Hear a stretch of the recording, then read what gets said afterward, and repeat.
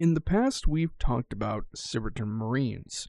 We went over their physiology, the way that they structure themselves, as well as some of the equipment that they have at their disposal. But there's one specific topic that we never really went into. Well, thanks to popular vote, we're going to be covering that today. And in case you're wondering what exactly I mean by that, we do have a community Discord, and we recently just held a vote on various different topics for Shattered Legacies. So if you want to kind of influence that in any way, shape, or form, you can head on over there. Plus, in the future, once it starts getting more active, we're going to have a whole bunch of stuff going on over there. So definitely check it out. Lurk in there. You do you. In today's episode, we're going to be talking about Cyratin Marine Specializations, as it's not all just rank and file. Now, to start this off, we need to go over the augmentation process. Not necessarily the in-depth details, but when a Cyratin is being augmented to become a Cyratin Marine, it's a multi-year long operation. Oftentimes, a series of operations are done, and then the body is given time to heal as well as acclimate to the new implants that they may have. This also includes their overall growth over time. We've talked about in the past how humans in Shattered Legacies are usually anywhere between 5.5 to 6 feet tall. Cyratins stand an inch taller, being around 6.5 to 7 feet tall. Then you have Cyratin Marines, which are usually 7.5, maybe 8 feet tall. So, as their body acclimates to becoming a quite literal giant that's probably a quarter of that height in width alone, you need a long period of time. Well, during this long period of the augmentation process, they're also being trained, and this is various different tactics and how to use various different guns as efficiently as possible, all that kind of stuff. Well, after these augmentation processes are completed, there is a secondary training phase. Specifically after all the augmentations are done and the Cyratin Marine is now an actual Cyratin Marine. This secondary training phase can take anywhere between 1 to 2 years depending on the Marine, and this is largely just helping them get acclimated to their new body, the whole host of various different things that they can do. That's not even including their war gear that can do so much more, as well as getting them some actual combat experience and getting used to fighting as a Cyratin Marine, as it's fairly different from fighting as a normal Cyratin or even a human for that matter. It's only after this secondary training session is completed that promising prospects within the Cyratin Marines may be approached and asked if they wish to become a specialist.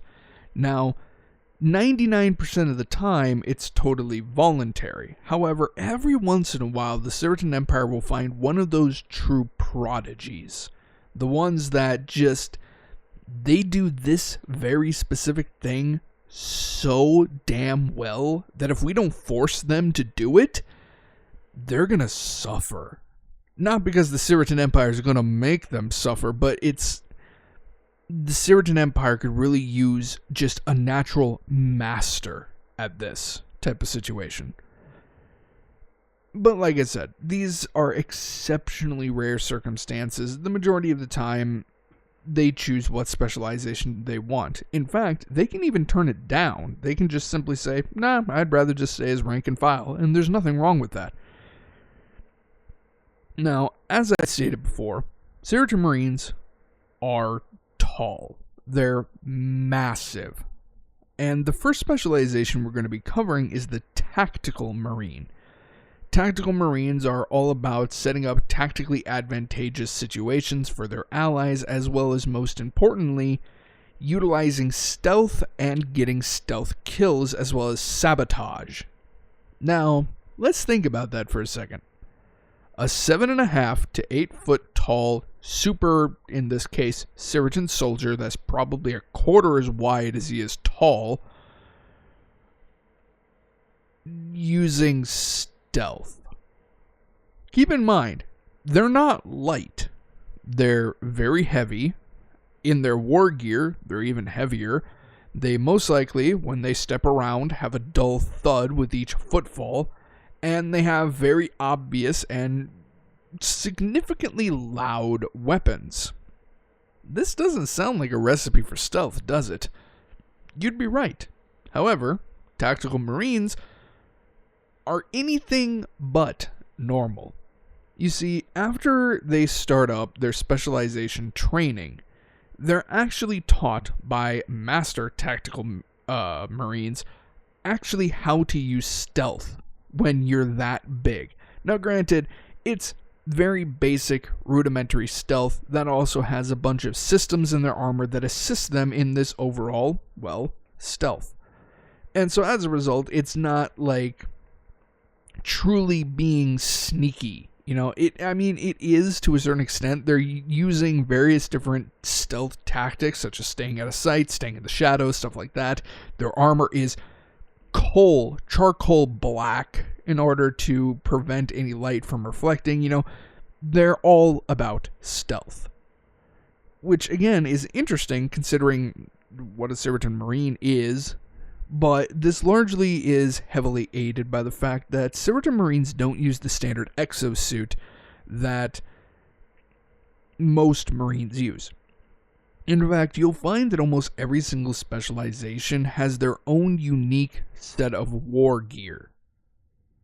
Well, with tactical Marines, they have what is known as the tactical exosuit. I know, really original sounding.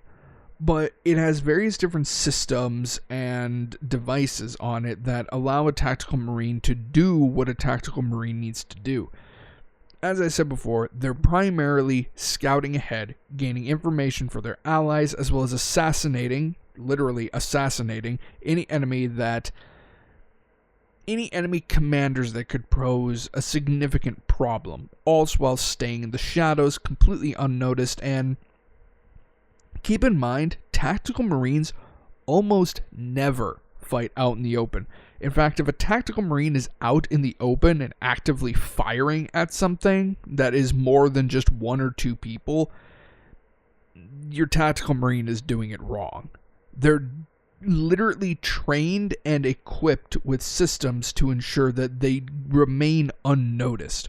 And situations where they do get noticed, they react fast enough and efficiently enough to make sure that no alarm is getting raised. Absolutely no alarm is getting raised. And the chances of them even being spotted in the first place are fairly slim. Now, if it's a fresh-faced tactical Marine, yeah, there's a possibility that they'll get noticed. But if it's like an old grizzled veteran, this guy might as well be part of the Raven Guard from Warhammer 40k. I believe is the Raven Guard. The guys who are like so insanely stealthy they could be standing in front of you and you wouldn't even realize that they're there because they're just somehow that stealthy despite standing in plain view, in plain sight, directly in front of you. But whatever, 40k. They're certainly not Raven Guard level, but they're certainly capable of sneaking around. Now, we're not going to go too heavily into the tactical exosuit, as there is a lot of stuff to cover today. But we are going to be dipping into what is known as the Stalker Ballista. Now, we've talked about ballistas before. Ballistas and ballasts are essentially Warhammer 40k bolters without the explosive tip. That's basically what they are. They're slugs that are fired at hypersonic speeds in exceptionally rare situations where there's not a whole lot of atmosphere or gravity. They can even hit Mach speeds. And it's basically just this giant fucking 40 millimeter sized deer slug that has a thruster strapped onto the back of it that is fired through a barrel that's honestly more of a rail gun than an actual traditional barrel that is already fired beyond sonic speed. So I guess that would technically be hypersonic, not quite hypersonic though. And then the thruster kicks on and then it hits hypersonic speeds, basically quite literally just punching its way through anything. You know, bolters and bolt rounds are specifically designed for armor penetration. You know, they have a sharpened tip on them that allows them to quite literally basically, how does a normal armor-piercing bullet work? It's the exact same way as with a standard bolter round. But the thing about ballistas and ballasts is that they have so much more force behind these, what are essentially deer slugs, that they don't really need armor piercing. That's not to say that ballasts and ballistas don't come with an armor piercing variant. They do, and it's basically the same thing, but now it has just the slight hint of being, more noticeable as a bullet or as a bolter round. The tip is no longer rounded off like a deer slug. It's a little bit more pointed, allowing for more armor penetration, but it's still basically the same thing. It's quite literally using mass and velocity to punch its way through armor rather than piercing through armor. It's not a clean job.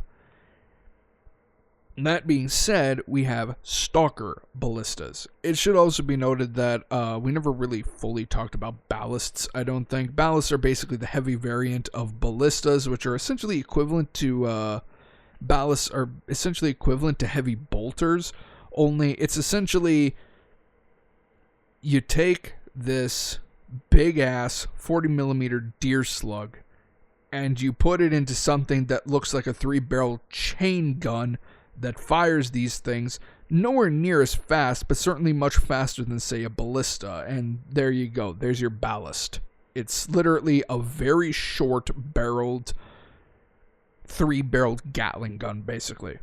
And it can do some serious damage really quickly. But again, it's more obvious on the ballast that is utilizing some form of railgun technology rather than just simply being a striker hitting a primer that fires the bullet forward. Because just like with bolt rounds, the bullets quote unquote that are used by ballasts and ballistas, it's not in a casing.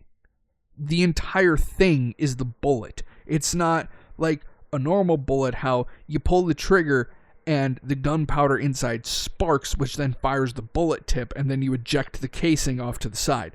No, the entire thing is the bullet. There is no casing. As far as I'm aware, it's the exact same way with bolters, or bolt rounds. But regardless, stalker ballistas. There isn't a stalker ballast variant, because that would be absolutely ridiculous, which at this point is kind of par for the course for Shadow Legacies.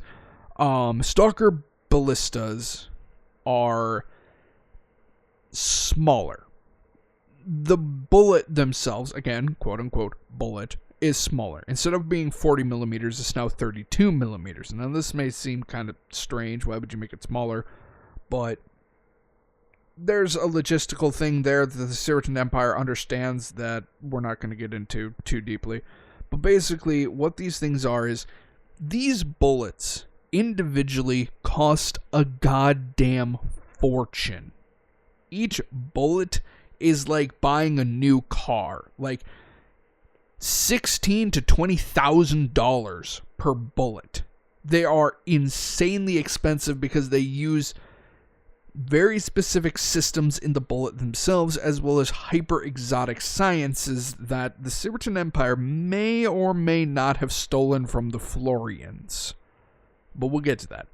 So, the ballista, or the stalker ballista itself, isn't really much different from standard ballistas. It's slightly smaller, but that's simply to reduce weight and make it far more easy to control. Furthermore, the weapon has multiple systems inside of it that allow it to reduce the recoil as much as possible, as well as making significantly less noise.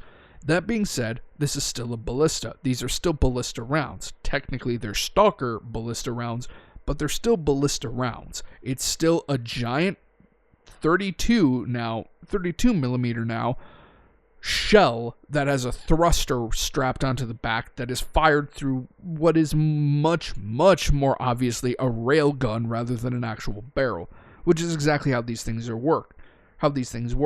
They are made out of solid corrodium. Now, we've talked about corrodium before and how insanely overpowered it is, and seemingly how it's just capable of basically anything. Well, we can slightly add to that list now.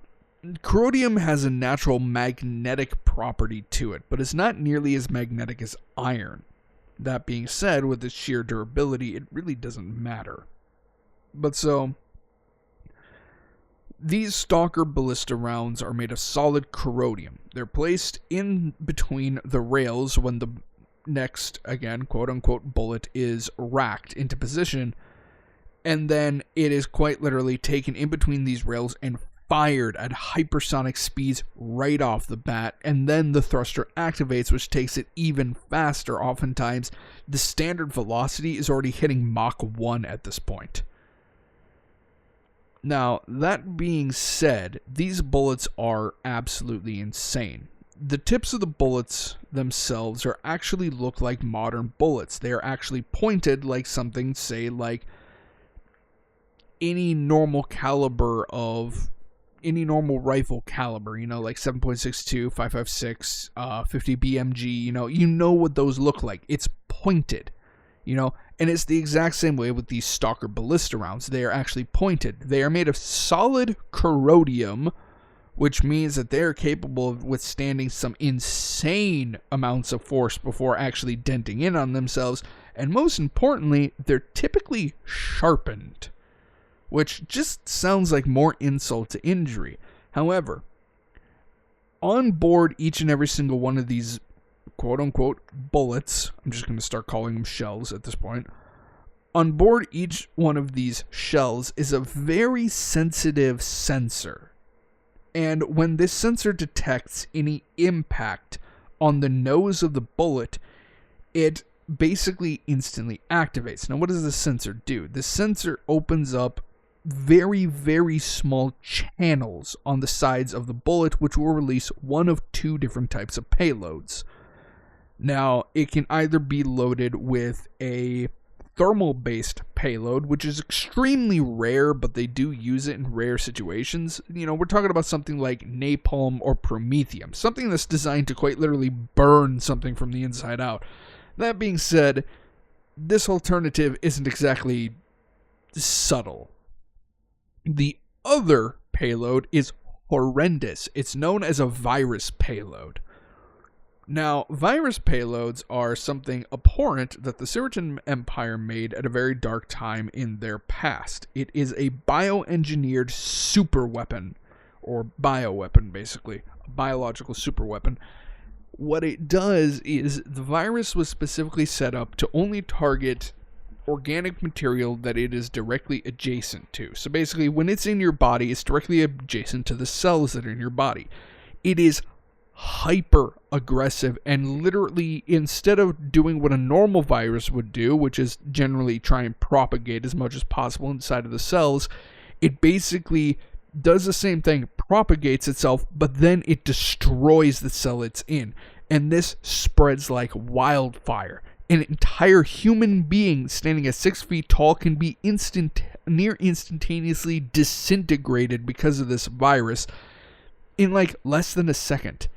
And this sounds unbelievably horrid, because it is, but it's also kind of humane, because your body is being ripped apart so fast because of this hyper-aggressive bioweapon that has been introduced into your body that your nervous system doesn't even have time to send a signal to the brain saying, holy shit, that hurts, or holy shit, we're being damaged.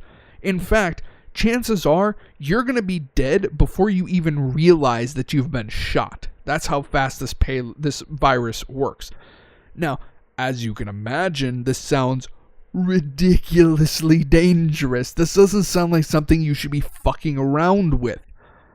Like, why would you use this in a bullet? Well, the thing about the virus is that they've paid very close attention to it. Anytime it mutates, they immediately get rid of the entire stock. And they will make an entirely new one that hasn't mutated yet. And they do this all the time. The virus itself is incapable of surviving outside of its host's body. This is why it's considered to be safe. When it starts disintegrating the target by quite literally replicating and then eviscerating the cells of the body, it basically instantaneously dies because it needs to be in the body to be able to survive. This means that it can be very easily controlled, but it also means that if somebody is, say, holding your hand when you get shot by one of these things, whoever's holding your hand is gone as well. In fact, they'll probably register in their mind, oh my god, he disintegrated, you're dead. It's that fast. This is usually the payload that Stalker ballistas have. It's ridiculous, but at the same time, you have to make sure that the enemy doesn't know that they were there. Now, obviously, if they're wearing clothes or armor, that's not going to get eaten away. It isn't biological. It's not part of your body. It's not going to get eaten away. So that's a bit of an obvious tell that someone's there, but the tactical marine can easily just pick it up and move it somewhere else.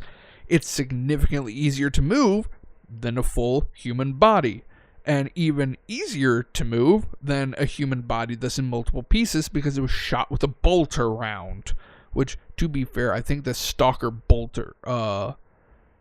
bolter stalker rounds, I don't think they explode. I could be wrong though, but regardless. So we have the solution for sheer lethality that can easily annihilate an enemy instantaneously. But how do we make it quiet?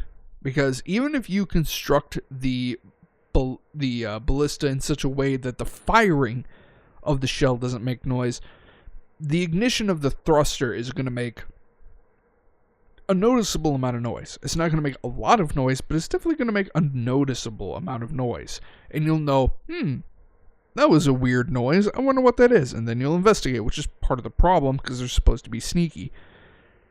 This is when the Florian tech comes in, or potentially lack thereof. The Cyratin Empire is super quiet about this stuff simply because they don't really want their enemies or anybody knowing that they have this.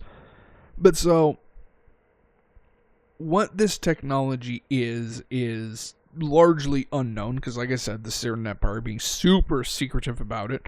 But what it allows is it creates these very tiny, almost, what's a good word? Almost microscopic channels all the way down the bullet sides, or the sides of the shell.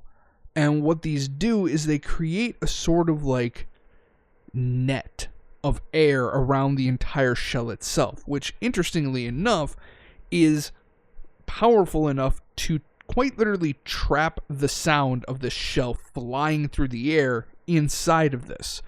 Most interestingly of all is that it also kind of creates a shield around the shell itself, which somewhat reduces the drag. That doesn't really make sense simply because it moving through the air causes friction. Friction causes it to slow down. So how would a air shield around it reduce the friction? We're not really sure. We're talking about Florian technology, which is even more hyper advanced than Cyratin technology, so we're not entirely certain. We know that the Cyratins are using something funky here to make these bullets or shells do weird stuff, but we don't know the exact details behind it, let alone the science that is involved. We're talking about a species that is so insanely advanced that they're capable of making sci-fi anything possible. Teleportation, rapid movement, quite literally nanotech constructing weapons on the spot of any design that the AI can imagine. AI that has intelligence equal to, if not more advanced than humans. The laundry list goes on and on and on. The Cyratins are certainly advanced to ridiculous levels compared to modern science, but the Florians are on a whole nother level, capable of things that even the Cyratins don't fully understand. That being said, they understand it enough to modify these shells. and create these bizarre almost science-defying properties on these bullets. As I said, though, they cost a fortune to make, which is why it's usually a general rule of thumb. If a tactical marine is going into combat, try not to shoot things. Please try not to shoot things. These things cost a lot of money each time you shoot one. But let's go over some of the other equipment. Tactical marines are obviously equipped with various different types of explosives, as well as different types of smokes and all that tactical goodness, flashbangs, other stuff like that. They also have a little something known as ultrasonic grenades and ultrasonic darts. These are basically grenades or darts that can be thrown, and it essentially works like a micro radar. It sends out signatures or radar pulses, whatever the fuck it is. I don't remember what it's called. But basically it sends out the waves that a radar does and detects things around them. It then fires that data directly into the helmet of the tactical marine, which then sends that data to their comrades. Which basically means that even if the Cyratin marine cannot directly see them because there's a wall on the other side, if a tactical marine feeds them information, they can essentially see like an outline on the other side because of the sonic grenade or the sonic dart, which then lets them know exactly where the enemy is and where to be aiming when you enter the room. Not that they really need it because they have plenty of armor. Final thing with the tactical marines is the armor itself. It's most notable that the armor has less, armor than standard plate. Cyratin marine plate comes in at 1/8 of an inch of corrodium, whereas with the tactical armor, it comes in at 1/16. Now, does this really matter to the things that they're typically fighting? Not really, no. But if you have something that is capable of penetrating through corrodium, it's certainly going to cause problems, as you can imagine. But so let's move on to our next specialization. This being the Siege Marine. So, we just got done talking about the Tactical Marine, which is all about stealth. Now we have the Siege Marine, which is about as far from stealth as you can possibly get. Cyratin Marines can't always rely on other military assets to assist them in combat. What I mean by that is, Cyratin Marines are meant to push the line forward. But as they're pushing the line forward, various different heavy weaponized vehicles such as tanks and stuff, as well as artillery, may not be able to keep up with them depending on how long it takes for them to set up or how fast they move. So as a result, the Cyratin Empire had to think of a plan. Not only that, but sometimes Cyratin Marines are outright deployed without assisting assets. Again, such as things like tanks, riflemen, artillery, stuff like that. Sometimes they just have to go in alone because the Cyratin Empire can't spare resources at that specific time. Intro, the Siege Marine. Essentially think an artillery piece on legs, which is a really weird thing to think about now that I say that. Siege Marines have insane bracing in their armor. Their armor isn't particularly more tanky. It's still 1/8 inch. They don't have extra durability, but they are definitely capable of carrying a lot more weight. This weight oftentimes being on the back of their shoulders, directly on their shoulders as well as the back of their shoulders to try and even the load as much as possible into the legs rather than anywhere else. So as a result, they'll sometimes have little artillery pieces or even rocket pods as they march forward, usually equipped with some heavier weapons such as a ballast or ballast adjacent weapon such as a plasmide variant or a solstite variant, carrying some sort of heavy weapon. Now, an important thing to know about how Cyratin exosuits work is that it's basically the hands of the Cyratin Marine are not in the hands of the armor. their hands are actually in the wrists, and in the wrists are these little sockets that their fingers will slip into. The same can be said for their feet. Their feet aren't actually in the boots of the armor itself, rather it's located in roughly the ankle, maybe a little bit above the ankle, and then there are pressure plates and as well as another harness in there that their feet slip into. That way any movement they make with their feet, the armor will make the same movement. Needless to say, this takes a bit of time to get used to, because you're now grabbing something not physically with your hand, but something that is a full hand's length ahead of your hand and trying to grab it there. Practice makes perfect. Cyratin Marines don't really think about it and just do it subconsciously at this point. But the important thing is that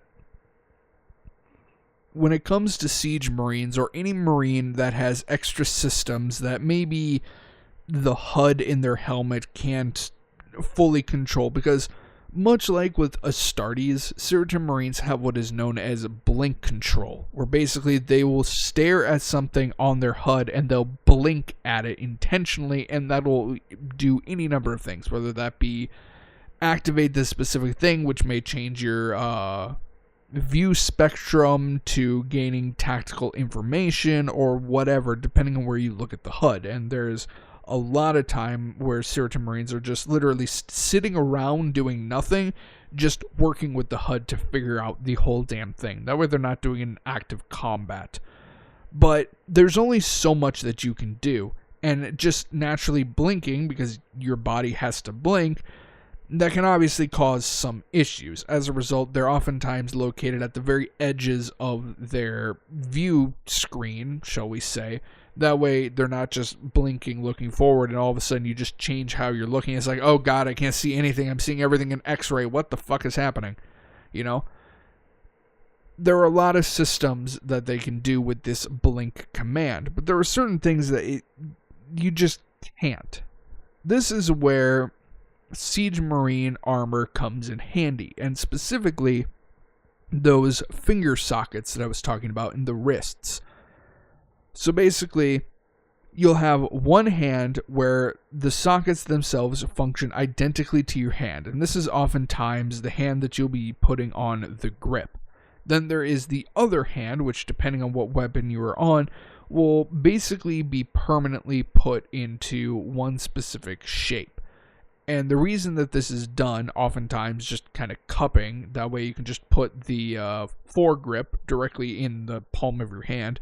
But the reason why this is done is because the finger sockets on the opposite hand have little pressure points in them. And depending on how you move your fingers inside of this socket, without actually moving the socket itself, which takes a lot of work to get down, you can activate various different systems on the suit of armor itself. This also includes pressure points at other locations on the body, such as in the shoulders, because whilst the armor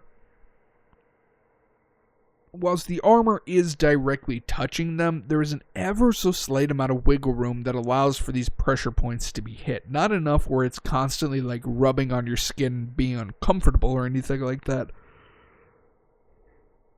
But it should also be noted that it's only super specialized armor, such as siege armor, that has these pressure points. The majority of the other ones, it fits your skin like a glove. You can't really move around in your suit without moving the suit itself. So what these pressure points allow is it allows for the Cyratin Marine to activate various different other systems on their armor, such as firing the artillery piece or the rocket pods that are now on your shoulders, basically whenever you want at whatever you're generally pointing at. Now, for something like a rocket pod, they're oftentimes loaded with what are known as Shiva missiles, and Shiva missiles are basically homing targets that will select a specific target in front of the wearer of the suit that the wearer has identified as hostile. It'll home in on that enemy and it will blow them up. There are also different variants that have thermal all the way up to even laser, where basically there is a mounting on their shoulder directly below the missile pod that the Cyratin Marine can see and basically just line up that laser on their shoulder with the target. It chases after the laser pointer, basically. Now, for stuff like the artillery piece, it's a bit more complex because this actually has to be directly inputted into the HUD in your helmet. That way you know where the hell this thing is even aiming at. And so the artillery piece will be connected to the HUD, obviously, and it'll say exactly, it'll be like a circle in the side of their screen that shows exactly where the artillery piece is. That way they can move their body to where it needs to be and then fire. Now, typically these artillery pieces are very small. They're not like true artillery. You know, an actual artillery is something like, let's say, maybe 88 millimeters. It can do a lot of damage. But that's what it's designed for. It's a bomb at extreme ranges that does a colossal amount of damage. Whereas the ones that are on their shoulders are significantly smaller. They're still a very big shell, but they don't have nearly as much of a payload, let alone as much recoil. Unfortunately, there's not really a whole lot to say about the Siege Marine, so let's go on to the next one, the Psy Marine. Oh yeah, I think you can already figure out what this is all about. There are Cyratin Marines that can use psionics, and Psy Marines are Cyratin Marines that use psionics. This one is very interesting because their armor isn't normal. What I mean by that is that their armor isn't corrodium plate. It's still the same thickness, that way it's still relatively the same weight, but it's not corrodium. And if it is corrodium, it oftentimes has little channels etched into the armor itself, where special materials can be then inlaid into the armor. And these special materials are basically psychic amplifiers. They're special materials that have a natural affinity with psionics. Interestingly enough, the war gear of Psy Marines is actually known as Psy-Amp equipment, because that's exactly what it does. This is equipment that either runs off of their psionic capabilities or amplifies their psionic capabilities in any number of ways. Needless to say, a properly equipped Psy Marine can do a lot of damage in a very short amount of time.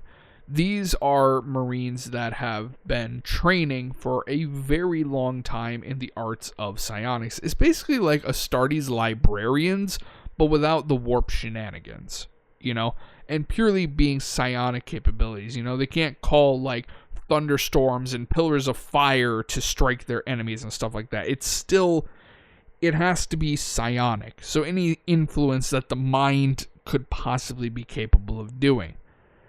But if a normal psionic wielder is like a scalpel, a Psy Marine is like the damn sledgehammer. You know, they're not using psionics in a very precise manner, largely because they don't have the time and they can't dedicate the focus because they need to keep their focus on the battlefield around them. So it very much is a sledgehammer approach. Bombard and barrage the enemy with high amounts of psionic force that basically just force them into a catatonic state or just quite literally scorch their soul and mind from their bodies.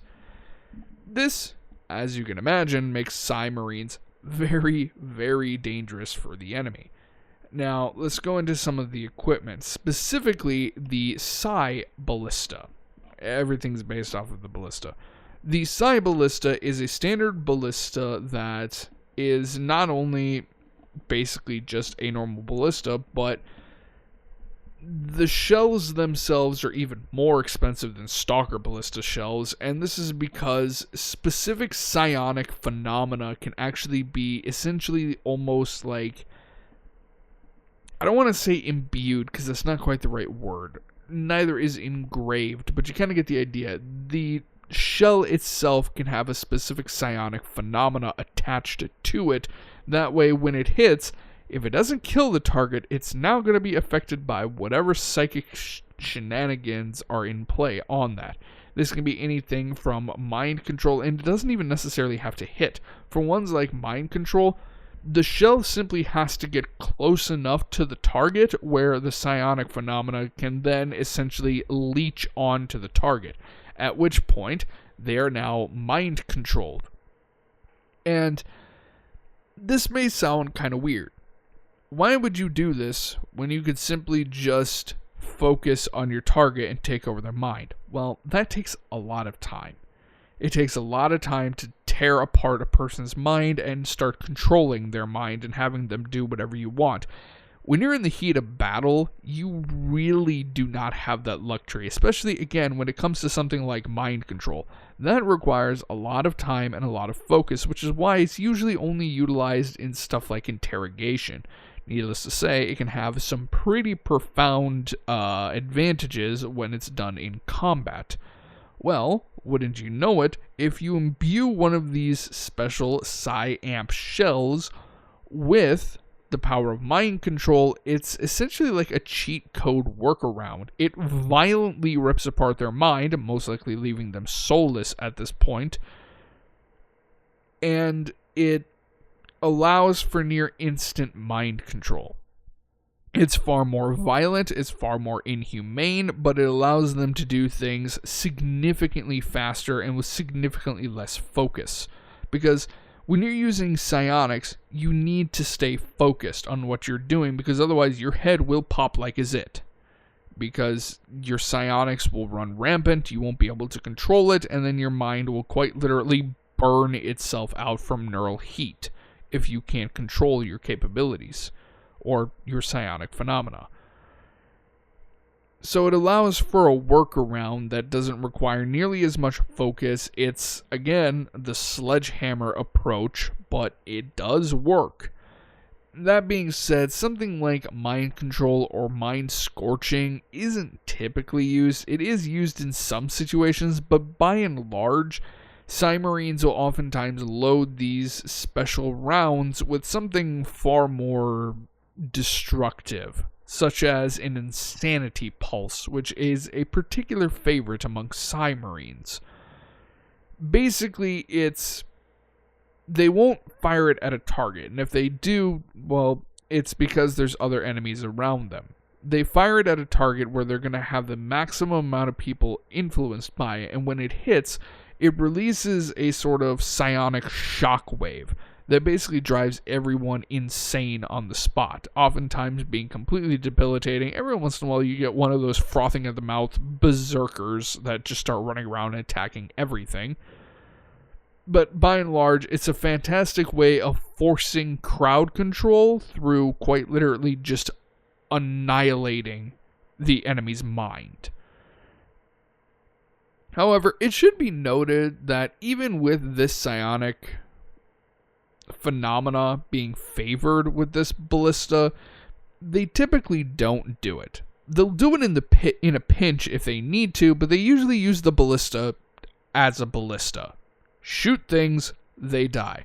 They usually don't really care about, I need it in this projectile so that I can do this at more range, far more easier than otherwise. Cymarines will oftentimes just use their psionic phenomena on the battlefield just normally, marching across the battlefield, letting loose psionic ability after psionic ability while shooting anybody who may not be affected by it or is resilient to it, or just, fuck you, you're gonna die to a shell now, you know? They're very dangerous, but there's not really a whole lot of lore around them. They're a psionic marine. That's really all you need to know. Beyond this, we have assault marines. Oh boy, assault marines. Assault marines are designed for close quarters combat. And as a result, assault marine armor is very much different and probably the most unique armor out of them all, largely due to the fact that assault marine armor has little thrusters all over the armor. There are significantly larger ones located directly on the back that work as basically afterburners, getting the soldier or the marine to their destination as quickly as possible because they're designed for close quarters combat. You know, These are the types of Marines you want when you're doing something like a boarding action or you're fighting in a very tight space, such as inside of a building. They specialize in close quarters combat, but in situations where there isn't obviously areas where they can just turn the corner and attack the enemy, they have to get to the enemy quickly, which is why they have the thrusters.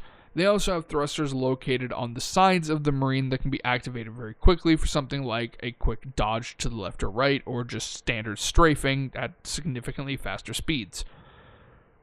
Assault Marines oftentimes will have assault shields, which is basically an energy shield that can take a relatively respectable amount of damage considering it doesn't have a reactor on it, as well as various different melee weapons and shotgun-like weapons. Now, a Cyratin Marine won't actually use a normal shotgun. First of all, it's far too small, and second of all, usually doesn't have enough penetrating force. That being said, this is the first instance where we can talk about Cyratin Marine super weapons. And super weapons are just, I say it a lot, but they're just stupid, you know? The first one that we're going to talk about is known as the Tyrant's Hand. The Tyrant's Hand is the most overpowered, most inefficient shotgun you can probably ever find. So, first of all, the Tyrant's Hand is massive. In fact, the weapon itself, you can't hold it like a rifle. You have to hold it like a minigun that is on a strap around your shoulder, you know? It's a super heavy weapon that is very rarely deployed. The weapon itself was originally deployed back in a time when a weapon like this was seen as like, this is changing the battlefield. Nowadays, they're almost never used. They are very rarely sometimes used, especially in tight quarters, such as boarding actions or defending their own ship. But it's very rare to see Tyrant's Hands on the actual battlefield anymore. Now, what is a Tyrant's Hand? Well, take a normal ballista, make it so big that you have to carry it like you would a minigun if you were holding a minigun. Give it 32 barrels that are all in an arc outwards, and each one fires a 32 millimeter basically deer slug with a thruster on the back, and you have the Tyrant's Hand. It fires a volley of 32 shells in basically a massive arc in front of the Marine that just eviscerate everything in front of it. And these rounds that are specifically used for the Tyrant's Hand are very armor penetrating. It's basically like the Stalker ballista rounds without the extra fancy stuff, you know? It is pointed, it is sharpened, but it's still just a solid chunk of corrodium that is firing at extreme hypersonic speeds. And they basically just launch this volley, and it can take out multiple rows of enemies in a single blast. However, the weapon is incredibly inefficient. It is very difficult to move around with. It weighs a ton. It's not exactly the most accurate of things. Each individual barrel has to be each barrel has to be individually reloaded, and they have to go in through the front of the barrel. It's wildly inefficient, but the sheer level of destructive force it can unleash on a single shot, the thing can punch through super heavy tank armor. We haven't really talked about tanks yet, but tanks are, well, tanky. They're designed to be tanky. In fact, they have more thicker corrodium plate than standard Cyratin Marines, which again are at 1/8 of an inch. This thing can punch through the armor plating on a super heavy tank, which is the tankiest a tank can get, and just annihilate the crew that is on the other side. Now, again, modern day Cyratin Empire, these things are almost never used. You know, they're used for very specific, very niche circumstances where use it, get it over with type of situation. You know, it's not used for prolonged combat. Now, when these things were originally made, there were some of the most powerful weapons the Cyratin Empire had at the time, and they really did change the wars that they were in at the time. Just having a dude with insanely thick armor just march up on the enemy forces and just unleash hell on them with these hyper armor penetrating, hyper piercing rounds, 32 of them in a massive arc that just blew apart any defensive position. Now, obviously, they don't use these things anymore. The Cyratin Marines do have, or well, I guess Assault Marines do have a ballista variant that is designed for shotguns. However, not really amazing, largely used for unarmored targets, which is kind of what the Assault Marine is best at anyway, because by and large their weapons don't really have a whole lot of armor piercing. They have a lot of melee weapons, they have a few shotgun weapons, they're not really designed to deal with heavily armored soldiers such as a fellow Cyratin Marine, you know. That being said, when it comes to sheer just blitzing into the enemy formation and just ripping them apart at the enemy lines, you can't go wrong with a few Assault Marines. They're fast, they have slightly more armor than your standard Cyratin Marine because they're actively being shot at, and they have a shield on them, a standard bubble shield, which will eventually pop, but it will eventually also regenerate and reform. Beyond this, we get to the most ridiculous of the Cyratin Marine specializations, and this is the Heavy Assault Marine. Now, you may be thinking, okay, so the standard Assault Marine was all about melee. Does this mean the Heavy Assault Marine is just bigger armor and bigger close quarters weapons? No. Heavy Assault Marines can basically be compared to Astartes Terminator armor.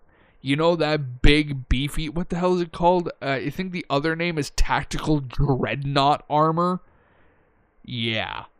That tanky ass armor that makes them as slow as a brick, but nothing is taking them down. That's what heavy assault armor is. It is essentially equivalent to Terminator armor. It is insanely durable, coming in at 3/4 of an inch of corrodium armor plating. They are turtle slow, but there is almost nothing that can punch through that level of armor. Like, keep in mind, 1/8 of an inch of corrodium plating is already ridiculous. There are very few things that can punch through that. Very few that can do it dependably, and even fewer that can guarantee a kill shot on a Cyratin Marine when you do it. Now we're taking that from 1/8 inch to 3/4 of an inch. That is a massive increase. These guys carry some of the heaviest weapons Cyratin Marines are capable of bringing into the battle. And I don't necessarily mean just weight. I mean sheer lethality and destructive capabilities. Now, here's where the Heavy Assault Marine gets ridiculous. There are certain situations where you won't have supporting assets, such as things like tanks and artillery. And you might not have a siege marine. And even if you do, a siege marine can only do so much destructive damage.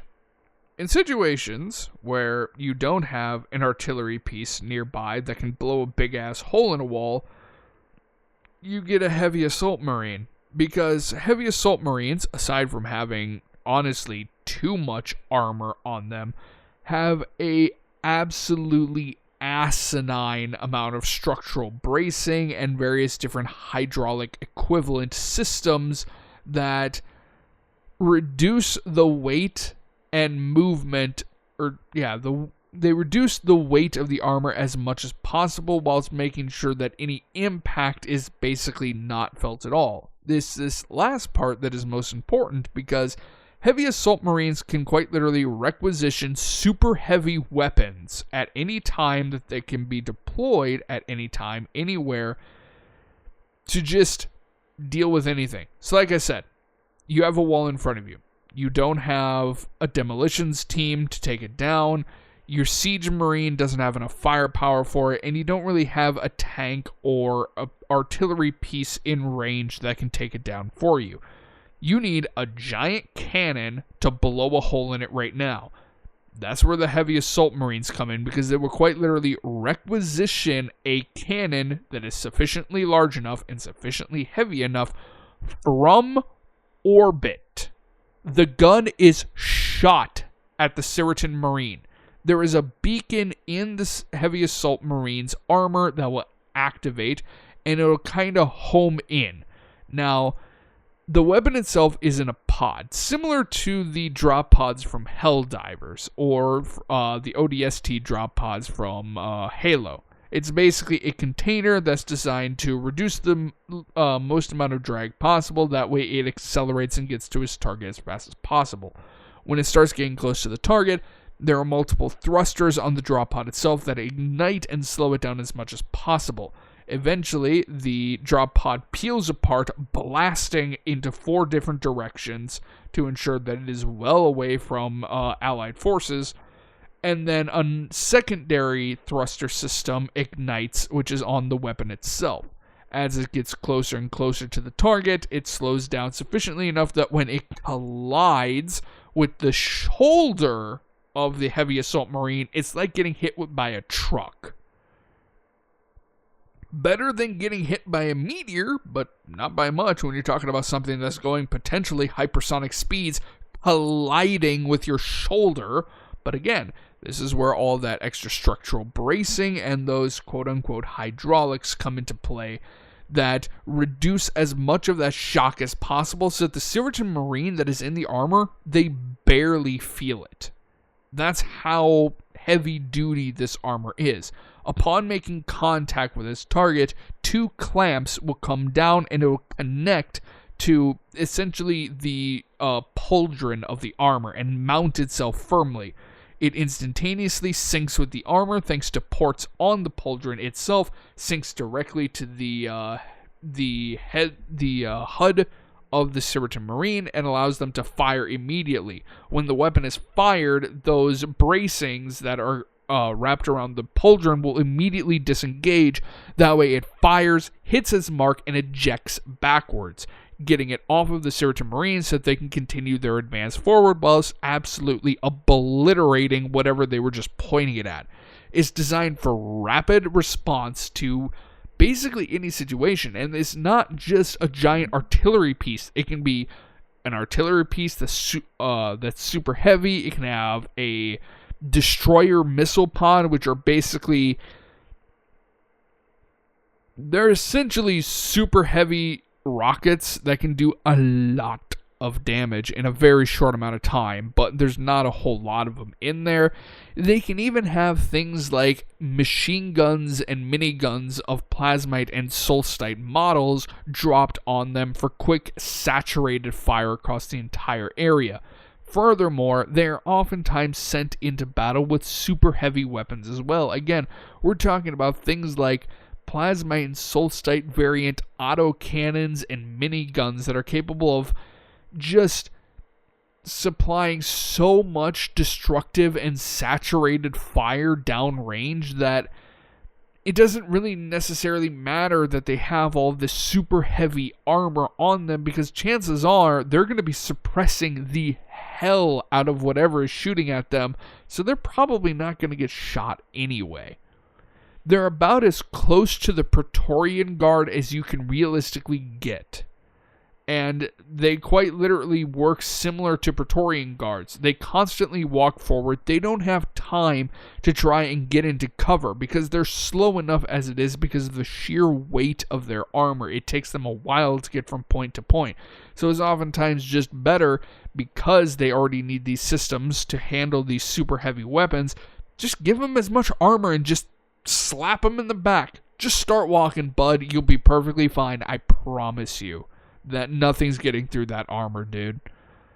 And that's literally what they do. They essentially just walk forward in single file line with their combat. I don't want to say brothers because it sounds like the Astartes, but basically, yeah. They walk in line with their allies, the other Cyratin Marines, just laying down saturated fire onto the battlefield. Now, let's get into the final topic, which is Cyratin Marine super weapons, as the Cyratin Marines do possess some super weapons that can just change the battlefield, and depending on what Cyratin Marine is using it, can just be stupid. Like, at this point, I try to think of something else, but it's stupid, works so well for Shattered Legacies, I can't help myself but want to use it. So we already talked about the first one, which was the Tyrant's Hand. Needless to say, sufficiently stupid, sufficiently super weapon-esque, sufficiently inefficient. Oddly enough, all of them are inefficient. The next one is known as the MG1000. The MG1000 is quite literally a minigun that has been clocked to 11. It is capable of firing nearly 20,000 rounds per minute. Put this into comparison to your standard minigun, which is anywhere between 2,000 to 6,000 rounds per minute. The MG1000 fires at, like I said, 2,000 or 20,000 rounds per minute. This thing fires so insanely fast that the weapon actually has support cables built in. When the weapon wants to be fired, again, they carry it like a normal minigun. There is a handle on the back that has the actual grip and the trigger on, and then there is a bracing further ahead that they have their hand around, and they just hold it at their side. When they want to fire this weapon, these bracing cables fire out in front of the cannon and embed themselves into the ground to help stabilize the weapon because of the sheer ferocious recoil of this weapon. Furthermore, there are certain variants that, for stronger Cyratin Marines, it's basically just like you put your arm in, like, what's the best way to put it? Like an arm covering glove. It's like a glove that you put your arm into, and it comes roughly between the elbow to shoulder plate, or shoulder, and your entire arm is just encased in there. And again, you still have that forward-facing, or the foregrip above the barrel assembly itself. That way you can still hold it by your side. But the reason for this is because it basically further keeps the weapon in your hands. And this is when I start saying that this gets to stupid levels, because some Cyratin Marines that are strong enough and coordinated enough will quite literally override the engagement of these little support cables, and will quite literally, the recoil is so insane that, especially if it's a Cyratin Marine that is lightly armored, it can quite literally launch them off of the ground, and they can kind of just, I don't want to necessarily say fly around from sheer recoil, but it's pretty damn near close, and they can quite literally use it to reposition themselves when necessary, fire the support cables into the ground, regaining their footing, and then twisting the gun through sheer physical strength into the direction and angle that it needs to be at,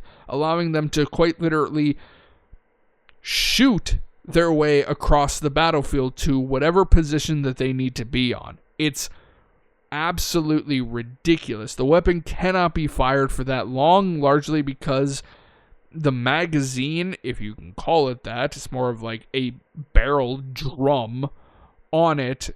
It goes through the ammo so fast. These like barrel-sized drum mags that are on this thing have exactly 20,000 rounds. The weapon can be fired for 1 solid minute before it needs to be reloaded. Now, that sounds like it's phenomenal, but again, when you have a weapon that fires that fast and has that much recoil, especially in the heat of battle, when you might get tunnel vision when firing this thing because you feel like fucking Rambo at that specific point, I'm going to be honest, you go through the ammo fast. Not only that, but it's insanely heavy because the weapon can fire at that speed. It needs a lot of systems built into it so that it can fire at that speed. The recoil is absolutely ludicrous to the point where there's no firing it with precision. It is literally just saturate everything in that general direction with a fuckload of energy bolts. That's all it is. Now, that may come as a bit of a surprise. These things fire energy bolts. Well, the way that an energy gun would work in real life is that they actually wouldn't have recoil. That's one thing that's kind of always annoyed me, is that energy weapons shouldn't have recoil. It's not a controlled explosion inside of a firing chamber like with a normal bullet. That's why recoil occurs, as well as other systems in the gun itself. So an energy weapon, it shouldn't buck in your hands. It shouldn't have recoil. That's something that's always kind of annoyed me. The MG1000s, they do have recoil because they're not just solely energy.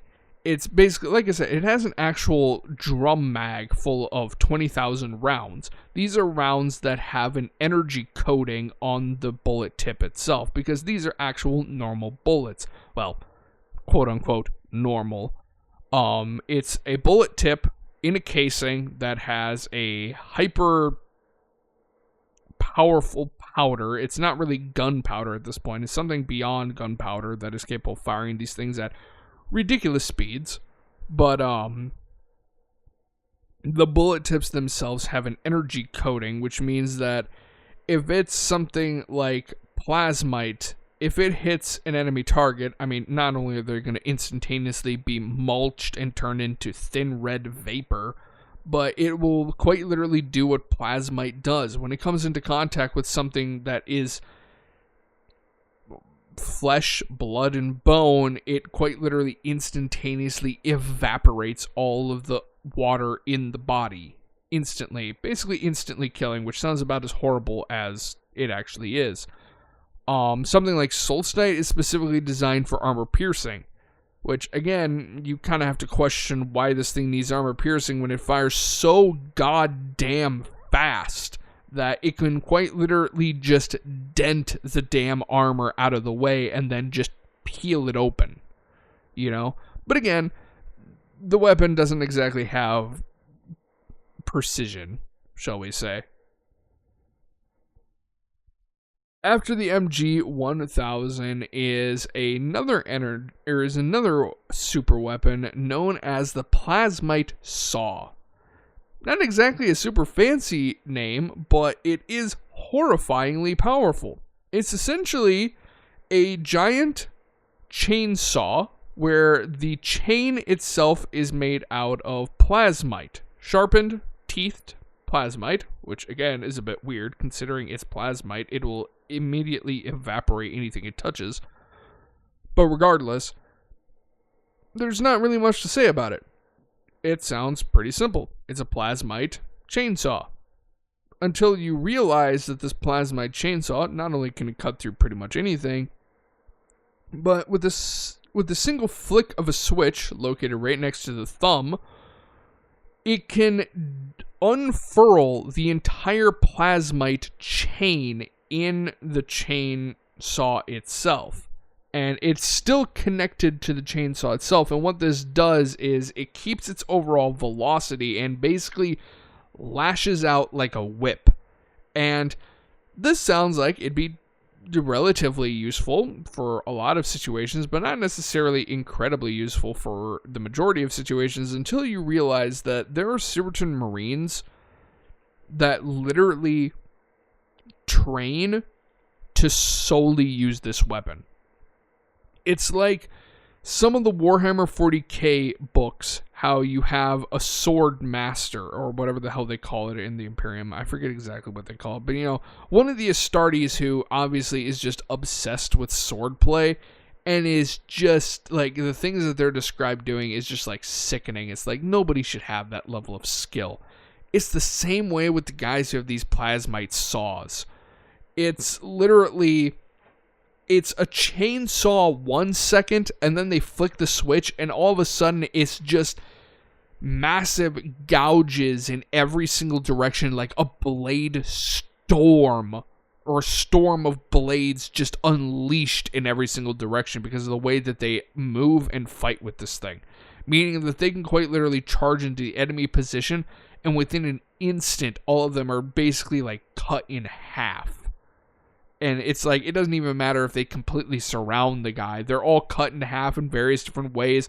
One's shoulder to stomach. One's just bisected at the waist. And another one has been just split down the middle, up and down. Like, it's wild what these guys can do. But again, in the hands of a standard Cyratin Marine or Assault Marine that has this, it's powerful. It's certainly more powerful than the majority of melee weapons that they normally have. But it's nothing like...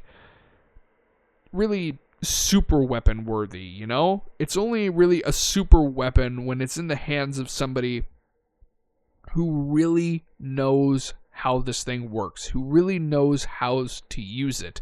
And keep in mind, it's not really so much a chainsaw. Like, think of what a modern chainsaw is like, It's a handle at the back, a handle at the front that you hold above the chainsaw blade itself, and that's basically how you use a chainsaw, is you hold onto those two. The plasmite saw is more so like a chain sword type of thing. Like a great sword, obviously the blade is much longer on a great sword than, say, something like a broadsword, but it's like a great sword chain sword type of thing, where you can just flick a button and it unfurls on itself, turning into a massive, insanely high velocity whip that can just cleave its way through pretty much anything that's in front of you. The final one that we're going to talk about is known as the XM5 Howitzer. I think you can already figure out where this is going if you know what a howitzer is. A howitzer, for anybody who doesn't know, is a big fucking cannon. A really big fucking cannon that's oftentimes used as artillery, although I think it can be used in other purposes. Essentially, giant cannon. Okay, got it. We know what a howitzer is. The XM5 howitzer, on the other hand, is literally a normal howitzer that's meant to be brought onto the battlefield. It is... How best to describe this thing?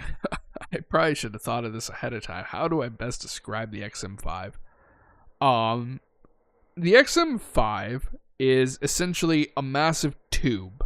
Kind of like the old school, like, pirate ship cannons sort of thing. It's a big tube, but the ends of the barrel are actually capable of collapsing in on themselves inward towards the firing chamber. And why exactly it does this, we don't exactly know right this second, but it seems to have some sort of effect on the XM5 that makes its recoil at least semi better. It's not really a free-floating barrel or anything, but, it's doing something, I hope. I hope it's not just aesthetic, but it does do that, so there's that. The howitzer itself has a giant, I say a giant magazine. It's a 5-round magazine that fires 120 millimeter high-yield explosive shells at whatever is being pointed at. The weapon can be reloaded. It is insanely heavy. It is insanely difficult to wield. But it can put a big fucking hole into just about anything you're pointing it at. And the great thing about the XM5 howitzer is that you can change the payloads to a multitude of different things. Normally, it's high-yield explosive, which means it's your standard explosive on crack. Like, it just insanely violently. You can load this thing with a thermonuclear charge, just in case you really want to fuck somebody's day up. There is the virus payload that can be loaded into this thing. I don't know why you would in the first place, considering it's designed to punch a hole through just about anything and usually explode inside of it or on the other side of it, if I'm being honest. So having a virus payload, not really sure why, but that's a thing that they can do. Like, there are so many different types of payloads that this thing can be loaded with. Things like napalm, like I said, the virus, thermonuclear, high-yield explosive. There's even variants that can emit a toxic gas cloud, or even something more similar to tear gas. It can fire smoke. It can fire... One of the wilder ones is, with these more specialist ones, like I've been saying, smoke, this gas variant, and the one I'm about to talk about, the head of the shell itself is significantly thinner and will collapse in on itself. Far less likely to penetrate through the target, but it'll certainly reach the target instantly. They have a flashbang variant that is like the power and brightness of the sun itself on your body that will now not only probably permanently blind you and all of your buddies that are within 5 meters of you, but will temporarily blind everybody else within an insanely massive distance if they are even capable of seeing the light itself. It's a weapon that is far more tactical, at least when you're using these types of shells, but it's designed for a super heavy approach towards a more reliable form of those orbitally dropped cannons that heavy assault marines have. That being said, whilst they can be reloaded, and the magazines themselves, whilst being massive, are capable of being carried in a plentiful amount, it still takes a while.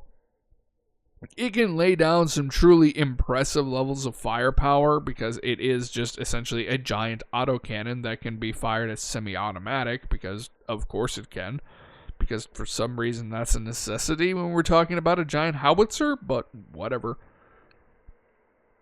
So yeah, I think I'm going to leave it there. I've already been talking for an incredibly long time. I hope you guys enjoyed, and I hope you guys are looking forward to Wednesday and Friday's Surviving Mars episodes, as well as Saturday and Sunday's live streams at noon Central Standard Time, where we're doing RimWorld, and then probably Modded Survival Season 2 on Sunday, and coming right back here next Tuesday with another episode of Shattered Legacies Deep Dive, where we're going to be covering the second highest voted topic, which was Isaiah Tempera, one of the Cyratin natural disasters that is nevertheless important to the Ruin War. I promise you, we've still got a fair amount to talk about, but we're getting there. We're getting very close. There's not a whole hell of a lot left. We have, after today's episode, I think 9 more things to talk about. And then we can get to the Ruin War, which obviously is a large amount of time. That's 9 weeks, but we're getting there. We're finally going to get to the Ruin War. So yeah, until then guys, see ya.